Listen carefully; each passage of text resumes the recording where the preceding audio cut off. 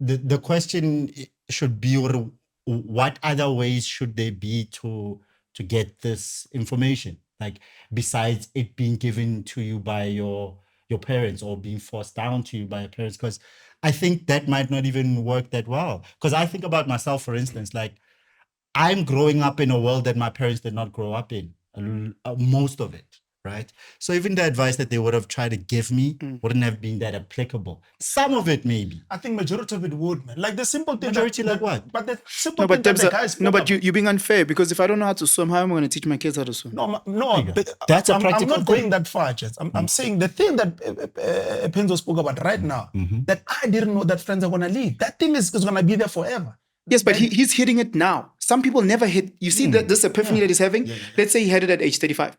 Some people only get it at age 70. But some people never get it. But what I got from what he said, and he will correct me if I'm wrong, is it's the thing of, if I was taught that thing, the pain of it would have been less. By who? Maybe let me try getting here. I don't know if you want to say something. Sorry, I just want to just jump in quickly. Sure. I think sometimes we're very, very unfair because of how you have such an inquisitive mind. You have a mind that's like yearning for knowledge. Most people aren't like that.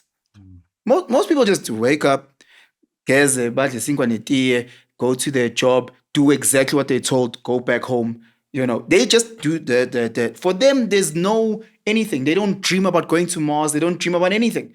You know, the best they can is, that's the best. So it's also hard for what we are yearning for, the mentors that we are looking for. They unfortunately for our parents might not be those people. So, and then on top of what you were saying, sometimes it's also we are not ready or we don't possess. I remember in varsity, I used to go to lectures and I used to sit there for an hour and come out like nothing. Like, next.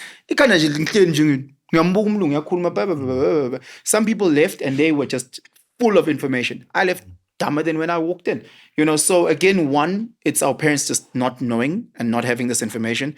And two, also us not being able to receive it. But they do. They choose not to tell you. If it knows about it, but a simple thing of... No. Let me give you another example. Okay, Balgaya the same information, but like he's saying, some person's walking out with 10, another person's walking out with 40%. So it's not about the fact that you're given the information. Yeah, I'm speaking about practical things. So your dad knows that Umchida's got a higher rate of wanting to cheat at a very early stage. Early.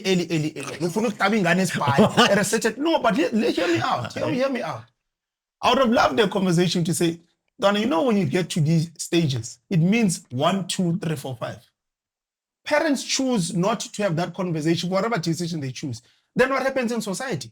Higher rate of people that are pregnant, young girls in matric, grade 11, they're just pregnant, because the parents chose not to give that child the knowledge. They wanted someone else to give them the knowledge. When will you tell your daughter about sex?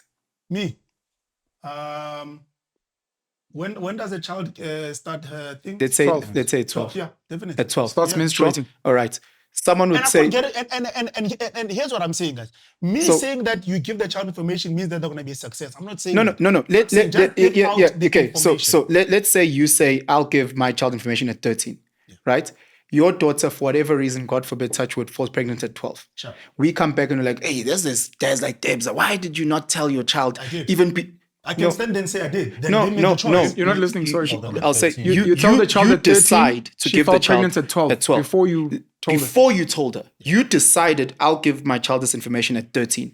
She falls pregnant at 12. You have a room of fathers that told their daughters at age 8, well before they even got into their periods and whatever, the puberty. Then we say, hey, why are there some fathers that withhold information for this, what, and this long? You thought that it was appropriate for you to do it when she was going through puberty. The same way that some people think it's appropriate to go to once you are getting married, that on the day or the day before, that's their time. You know, so it's different processing. Ulungana hit this epiphany at age 35. Someone might have hit it at 25. Some hit it at 50. That's all I'm trying to say. And then some never get to it. Some never teach their kids about sex. You know, they just hope one day or so it's just different, and it's hard to literally blame our parents. I don't know. Let me come in here. This thing is so multi-layered because you asked the question, and I'm going to try and answer it as quickly as I can. there was a way that black people in particular, because we're black people in this room, that we lived, and it had a lot to do with communal living. And all the education would happen here because it would be a community. Some of the education you wouldn't be told, you'd see. So you'd see a girl older than you falling pregnant as a girl. And then from there, other girls would be shouted at. Nimbonilu, banbanu, wenzenjani. And then other boys, it's like, hey, Khumut was now going to the mountain to go. And you're like, hey, Dwana, what's going on there? Because we were all here and the education was all around us. So I think there was an assumed education just in terms of living. And then we got disrupted by modern capitalism, colonizers, and we got split. A lot of our fathers were taken away. So whatever we would have seen from them, we wouldn't even see. If they're not taken far away, they're taken away in terms of daily. Penson's boys doesn't know what he's doing during the day. They see him in the afternoon, evening, tired, finished. And on the weekend, he's drinking, watching sports. His brain, the last thing in his brain is him worrying about. So we were disrupted in that way in terms of most parents don't even think about the idea of sharing information. It's assumed that you learn at school, you learn along the way. Come on now, nami ngafunda fethu khandi moto nje. Akwazi ukhanda imoto. And you're like, bro, I don't know what you mean. And in closing, to solve this thing, it's number one, this is why we need families to spend more time together. Because a lot of the education, I mean, Penson and I now, whether you guys are aware of it, we're having a therapy session as brothers. That other brothers who don't podcast, are not in the same geography, are not raising these topics, will never speak about, just by default and incidentally. So if you spend more time with your family, there are things you will see and learn that they'll mention in passing, or a movie you guys will watch that will trigger a conversation you would have never, ever had.